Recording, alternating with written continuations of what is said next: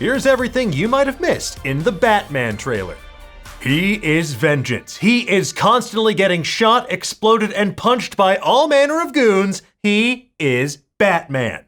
Warner Brothers unveiled a brand new trailer for the Batman on Saturday as part of their DC Fandome event.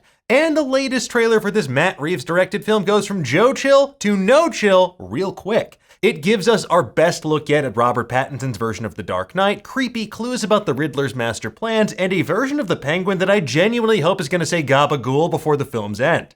Now we're going to break down the trailer in full as well as all the Easter eggs, hidden details, and references you might have missed in just a moment. Now if you prefer to read all about it, Kyle Anderson has you covered over on Nerdist.com, and if for some reason you prefer to go into this knowing even less about what's going on in Gotham City than the Gotham City Police Department does, then leave now before your false sense of security disappears.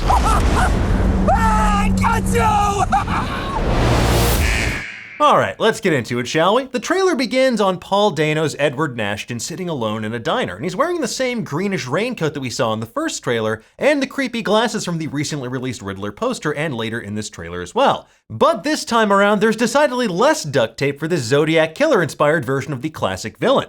A Gotham City PD squad led by Jeffrey Wright's Jim Gordon bursts in to arrest him, and inside a green-tinged coffee cup we see the first major clue. The Riddler is dabbling in latte foam art!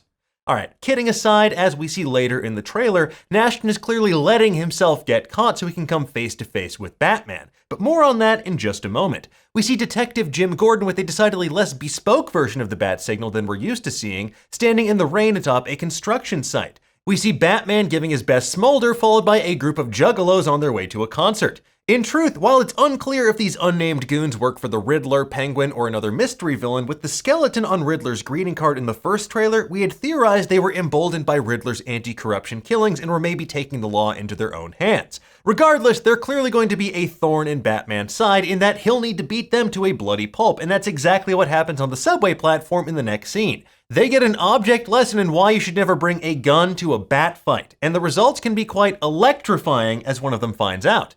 And also of note, if you look closely during this scene, you can spot Robin hiding in plain sight. And no, I'm not talking about the Robert Pattinson version of the Boy Wonder. Rather, it's actor Jay Lycargo who plays Tim Drake on Titans on HBO Max. Now, another detail to note here is that we know this version of the Batcave is in an old subway station, as depicted in the previous trailer where we see it located in Wayne Terminus. Given the realism they're going for in the Batman, utilizing a disused part of the city as your secret base makes an awful lot of sense, especially for a Batman just starting out. Maybe he's still having the one at Wayne Manor constructed. So, have these clown-painted goons managed to find the entrance to the Batcave, or is Bruce just working through some of his many deep-seated rage issues on unsuspecting cannon fodder? Only time will tell, but almost definitely the latter. He is a very angry man. Next, we see a meeting between the Batman and the Riddler, who's currently an inmate at Arkham State Hospital, an updated version of Arkham Asylum that we last saw Arthur Fleck visit in Joker. Whether this is the same facility remains to be seen, but as we understand it, those two films are in separate universes. Riddler reveals that he's been trying to reach Batman, presumably to lure him into playing one of his sick games. Batman responds with something almost as unintelligible as, "I'm not wearing hockey pads." But according to the subtitles, he says, "What have you done?" I still maintain that it was closer to "time for pie," but you tell me. What did you hear? Let me know in the comments below. Burn the gun! Burn the gun! We then see an explosion by the waterfront, which is a bit on the nose considering the "this city's a powder keg and Riddler's the match" narration. Presumably this is related to the Penguin, who we later see trying to escape Batman in fiery fashion. Next, we see Bruce Wayne, who's either very bruised and tired, or he needs to ask Alfred to pick up some better face wash considering you can still see the black makeup under his eyes. And given that everyone is in black and we see what looks like flowers in the background, this is the funeral for Gotham City's late mayor, Don Mitchell Jr. As we saw during the first trailer, Riddler murders Mitchell in a brutal fashion, writing "no more lies" across the man's face, which is completely covered in duct tape. The Riddler seems to be targeting corruption entrenched in Gotham City's government and its infamously corrupt police department as well. Maybe he wants to enlist Batman's aid because he sees this caped crusader as a kindred spirit of sorts, but we'll have to wait and see.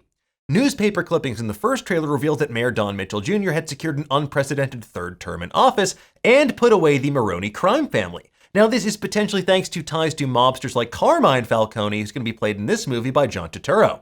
Now, given that Bruce Wayne is a billionaire businessman with ties to power players in Gotham, maybe he will also wind up in Riddler's crosshairs as well, or if they do wind up going that Court of Owls route, then maybe they're going to both have a bigger foe to fight.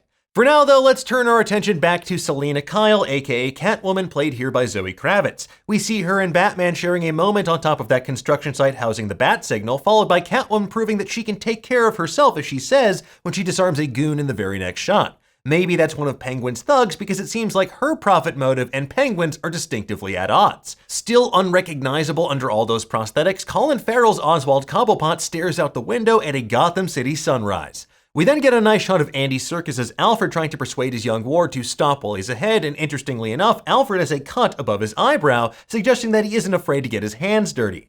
In front of the Bat computer, Bruce later tells Alfred that he doesn't care what happens to him. All Bruce Wayne does seem to care about is reading about Mayor Mitchell in the Gotham Times while wearing his sunglasses indoors. Now, this might actually be part of his disguise as the Drifter, which we know from Lego and other merchandise is an alias Bruce Wayne will assume in this film. And it looks a little bit like the disguise that young Bruce Wayne dons to go undercover in Batman Year One, on which this movie is partially based. Now, that may not be his best disguise ever, but look, even the world's greatest detective had to start somewhere. We also get a shot of Bruce walking through one of the Riddler's clues, and this crime scene surrounded by police tape cordons off a question mark symbol encircled by spray-painted words and photographs on the ground. The bottom left reads Mitchell, referencing Mayor Don Mitchell Jr., and we can make an educated guess about exactly what those photos are. The man is dead. The top left reads No More Lies, Coulson, referring to Peter Sarsgaard's character, District Attorney Gil Coulson. Now, we briefly saw Gil in the first trailer delivering a message to the Batman on behalf of the Riddler at Mayor Mitchell's funeral. In that trailer, he was wearing what looks like an explosive collar and holding a cell phone so the Riddler could broadcast through his unwitting cameraman. Given that we see Riddler live streaming later in this trailer, he's clearly no stranger to utilizing technology for both spectacle and fear. And as for the No More Lies, clearly Coulson is going to be corrupt as well. As confirmed by actor Peter Sarsgaard to Stephen Colbert during an interview on The Late Show, I'm a district attorney and I'm basically a politician that has trouble telling the truth. I'm a pretty distasteful person in it. Now, on the right, we see Savage, referring to Commissioner Pete Savage, the head of the Gotham City Police Department. And here, Savage seems to be taking the place of Commissioner Jillian B. Loeb, the corrupt police commissioner that ran the GCPD during Batman's first year of fighting crime in the comics. At the top, we see the sins of my father, ? Which could be a reference to Riddler's abusive father in the comics, but more likely involves Thomas Wayne. Was he involved with these other men in some capacity in the corruption they're all a part of? Riddler did mention that Bruce is a part of this in the first trailer, but how exactly is unclear. Although it is a separate movie, we saw a much nastier version of Thomas Wayne in Joker, and in the comics, the Wayne family has a complicated history with Gotham's secret society, the Court of Owls, who were also teased in the first trailer for the Batman. At the bottom right, we see renewal is a lie, and this is perhaps referring to professed plans for urban renewal in Gotham City. Maybe they wanted to make the city a safer place and expunge the organized crime element that clearly has major players like Mitchell, Coulson, and Savage in their pocket. And that means people like Carmine Falcone, Oswald Cobblepot, and maybe even Sal Maroni, just to name a few. What's less clear from this shot is what those symbols and photographs on the table are. Maybe they're more symbols to be used in one of Riddler's ciphers like we saw in the first trailer, but they definitely are going to have a larger significance. We then get another brief shot of Batman and Catwoman riding motorcycles through a graveyard, followed by a showdown between Batman, Penguin, and Cobblepot's goons in some sort of warehouse or nightclub. I say nightclub because of the beer, red Solo cups, and all the people we see unfazed by a man in full-body leather. We also see Selina Kyle cocking a pistol and donning a red wig to infiltrate the club, and this could either be owned by Penguin or Falcone because clearly it's dirty money that Catwoman has no qualms about ripping off. And speaking of Catwoman, we see more of her moment with Batman atop the construction site, followed by her making a sudden escape. Clearly something bad has happened to Batman as he's falling over and Jim Gordon has to catch him. And while this is designed to make you think the construction site is going to explode, the very next shot of Batman jumping from a fiery building, it's likely the same warehouse explosion we saw earlier in the trailer because he lands on the raised metal platform or train tracks that we last saw in that overhead shot of the warehouse. Now, the next sequence is maybe the coolest one in this entire trailer. We see Batman beating up goons, only illuminated by the muzzle flash of gunfire. And if this reminds you of Darth Vader's badass hallway scene in Rogue One, there's a very good reason for that. They're both shot by cinematographer Greg Fraser. Not even an automatic weapon can stop the Dark Knight in this version, because clearly he's invested in some heavy-duty Kevlar. Sure, his torso's gonna be sore in the morning, but that's why you have a butler to go buy you some ibuprofen. After that, we get to see just how gnarly the Batmobile's engine is as this souped-up muscle car version chases Penguin through wind and rain on Gotham City's streets. We get another shot of GCPD trying to stop Batman, who leaps from a clock tower to escape capture and soars past a window, gliding at top speed. And this is followed by an aerial shot of what's most likely the attack on Mayor Don Mitchell Jr., or maybe the aftermath of Riddler interrupting the funeral. After that, we see a filthy-looking Batman looking up as the trailer transitions into a Gotham City 1 news report of Riddler live streaming a mysterious message for Batman. What's black and blue and dead all over?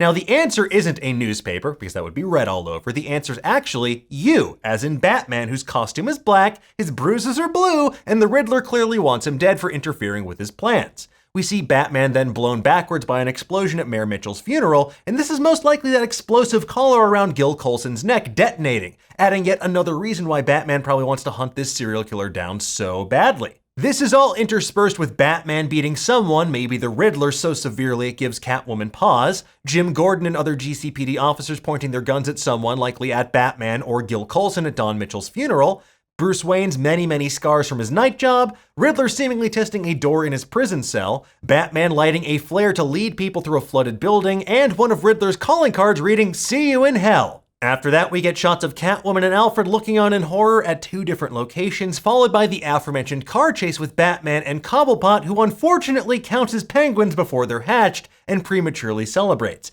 Penguin's hubris is rewarded with a car accident and the horrifying sight of Batman emerging from the flames and walking towards him in what is a seriously rad title sequence.